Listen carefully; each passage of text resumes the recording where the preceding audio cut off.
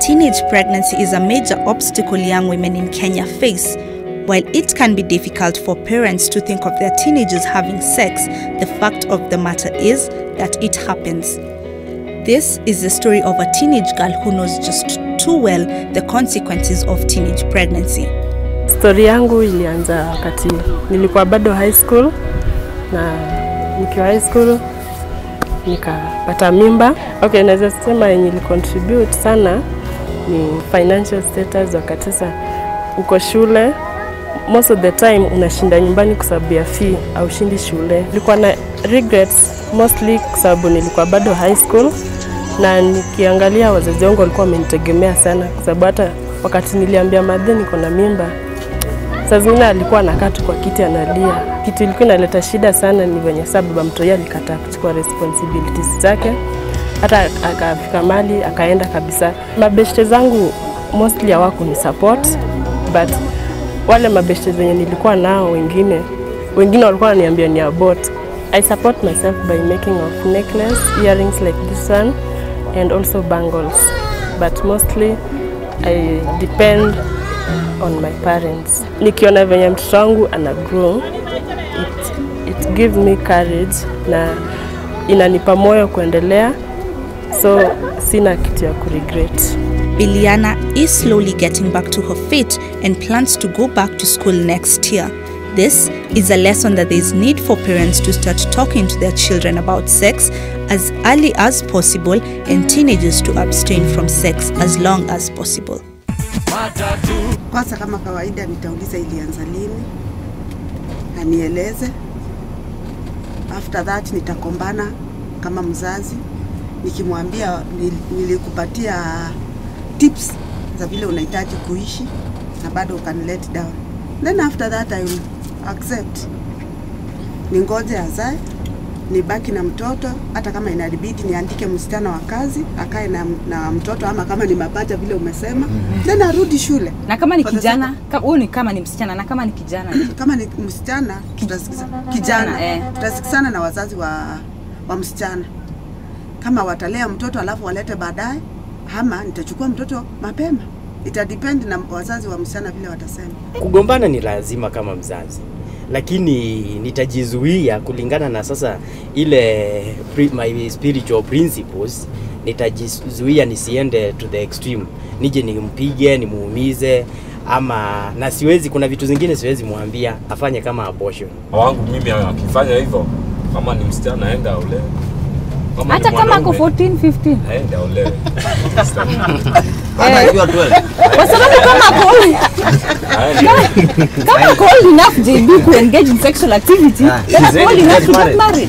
Hizo vitu zilikuwa zina happen kitambo, lakini nowadays inafaa unaangalia maisha venye ziko. Kama wewe ni mzazi mzuri, nikiona venye mamangu amenilea mimi.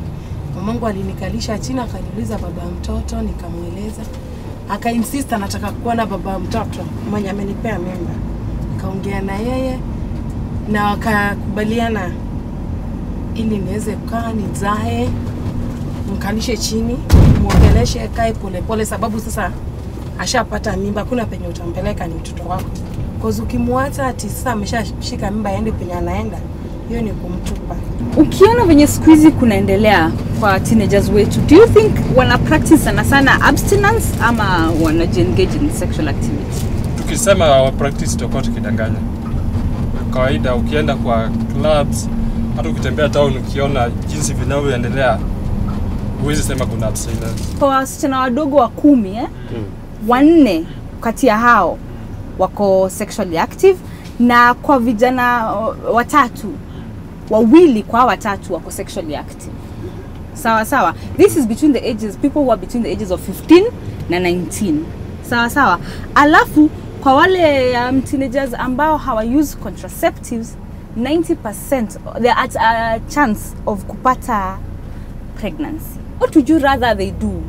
Kwa sababu already they are sexually active. Would you rather that they abstain, hata kama they are sexually active, they stop and start abstaining, ama wa practice safe sex? Waambie wa play safe. Unakubaliana? Nakubaliana na maoni.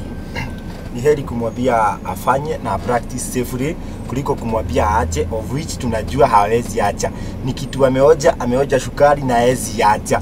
Ukishakundua ya kwamba mtoto, hata ukipata mtu anafuta sigara, unamwambia sigara ni mbaya, lungs zitaharibika, lakini umwambii wacha. Polepole anaenda akielewa hii ni mbaya na anawacha. Same to huyu mtoto, tamwambia sex at your age is not good, kwa ajili ya masomo, kwa ajili ya future yako, na bado utahitaji nyumba yako. Utakuwa proud na nini? Hiyo kazi nitaachia mamake amchunge vizuri mbele. Kama hata mchunga ni yetu tunakosana Hawezi wai mama juu ya mtoto. Mama si yeye amekukosea. Tena kitu kingine, wamama siku hizi hawachapwi. Hata akikosea unafaa uongee na yeye.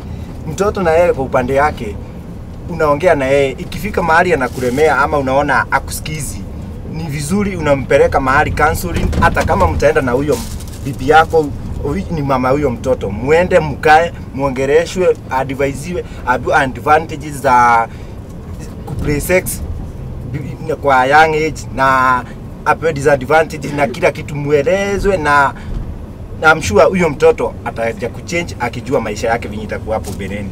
Kile ambacho naona ni cha muhimu ni hao wazazi wakae na huyu mtoto.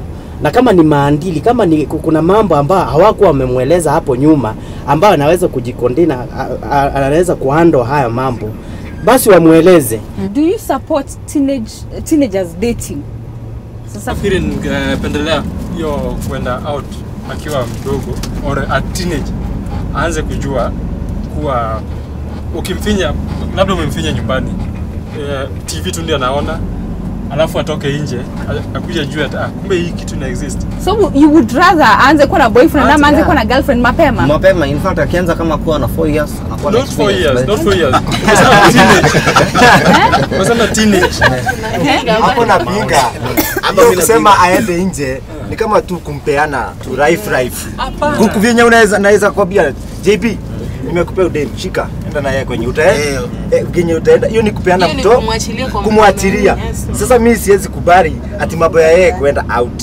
Wacha kama ako tuseme ada 18, mimi namchunga akae mpaka afikishe umri wake wa kujitegemea. Sasa hebu niulize, what's the right age then to have sex? Akiolewa hiyo amekubaliwa. Lakini kama haezi gojea miaka ya kuolewa ifike, tumpe kutoka 20 years kupanda. Na akikuja na mimba tuta accept, kwa sababu hawa watoto wamekuwa mahadiko. Unamwambia kumjaribu kumwambia kitu, unamweleza, unampeleka counseling, unatumia pesa yako day in day out kujaribu kutengeneza mtoto. Unaomba, si ati uombi, unaomba, unaenda kanisani, yani una fast juu ya huyo mtoto. Lakini mtoto, imagine umetoka kufast, umefast kama usiku na mchana, siku for 3 days, alafu ukienda usiku saa 3 unasikia hapo sweet kwa nini, kwa visaka hivi, ukimulika mtoto wako, alafu unajifanya hukumuona. Ukifika tena home unampata huko anajifanya mzuri, ati anasoma hapo kabiblia. Lakini wapi, shetani. Lazima sasa tukae na wao vinya wako. Biblia inasema teach the way the child the way he or she should go, and when he will grow up, he will never depart from that way. But inafaa mtu ana start kwa hiyo nyumba hapo huku wako, the way una behave na mama yake. Mtoto anachukua kuanzia kwake. Unafaa uwe prepared for the worst. Si ati unakaa positive unasahau na negative. Be both sides. Ujue hata si hao watoto walichukua jinsi zingine kutoka kwetu. Wewe ulikuwa unabeba tu kwa vitu zingine watoto wanatoa tu kwetu. Ulikuwa mlevi, ulikuwa hivyo wa wasichana, ulikuwa wa vijana.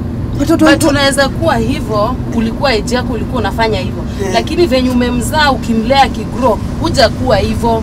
Umemlea ukiwa unamuonyesha mazuri. Mimi kwa mfano nilikuwa na behave hivyo. Ama mimi nilizaa nikiwa form 2. Sasa ile ilinisaidia ni come out.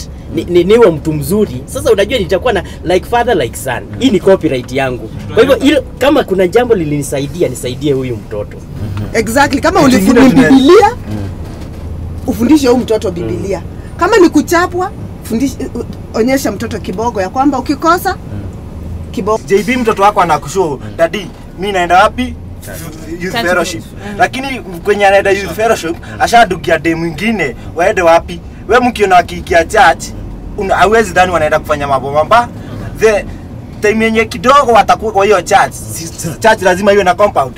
Na hiyo youth fellowship hadi saa 7 ya mchana wanaenda from 6 mpaka saa 7 wanaingia saa 2. Mbona umechelewa hivyo? Tulikuwa tunaomba. So tunafaa tuwe makini, tunaangalia hii youth fellowship, is it true and youth fellowship? Kwa sababu mimi nimewitness msichana youth fellowship naenda youth fellowship ananiita uncall youth fellowship kuja baadaye akona mimba na sexually active teenager mwambie atumie contraceptive akona 90% chance of falling pregnant within the year, in a year rather. So nikuulize pale, would you allow your child to use contraceptives? Kutumia contraceptives kama kwa kizuio ili asipate mimba, hiyo sitakubali. Siwezi kubali atumie hizo pills akiwa hiyo age, but kijana anaweza msupport atumie hizo. Okay, sasa jibu nasikia uko na advantage. Uko na support kubwa sana lakini tupata maoni ya watu hapa kwa matatu. Kwa sasa tunaenda kwa streets JB tupate maoni huko, then we'll be right back, so keep it matatu. Teenage pregnancies is mostly caused maybe because of parent neglection. Kama wazazi wanaweza kuwa so close to their children, wapatie guidance, things like that will zuia hizo nini. Watu wengi siku hizi wanajua hii mambo kwa sababu wanaona wamemachua, wanaona ni wakubwa. Alafu pia vile wazazi wao wanawalea kuwa gedo, kuwafanya wakae vifiti, unaona. These days most of the parents are afraid to talk to their children about the real facts, what's happening in real life now. Alright, we're going for a short break, but for more info send an email to info@tupange.or.ke. We'll be right back.